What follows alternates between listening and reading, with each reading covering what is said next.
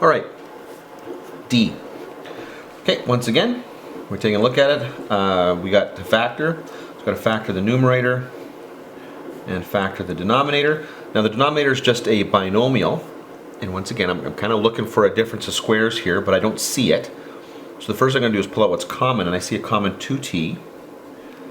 And that's going to leave me with a t minus 3 in the denominator. Now, once again, like we were saying before, that sort of gives me an indication that something up here is likely to have a t minus 3 in it.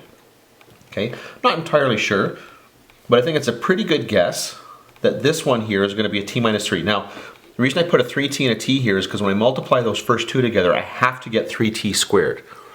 So that basically restricts my options here. Now, I'm assuming that over here, this is going to be a minus 3. Now, I'm just going to guess this right now and see if I can make it work. So the last value here in the numerator is a negative 12, which would mean that this would have to be plus 4. Now, I'm just going to double check to see that that works. So 3 times negative 3 is negative 9. Plus 4 is negative 5. So that is, in fact, what the factored form of that's supposed to look like.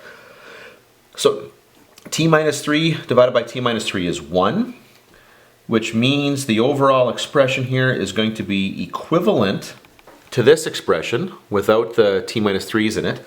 I make it equal by stating that t cannot equal 3, just like we've been doing over and over again. That gets rid of, or identifies at least, the removable discontinuity. Now I'm going to deal with what's left, and I see that based on what I'm seeing down here, t cannot equal 0. Now remember, this is not 2 plus t or 2 minus t, it's 2 times t. 2 times t only goes to 0 if t is equal to 0.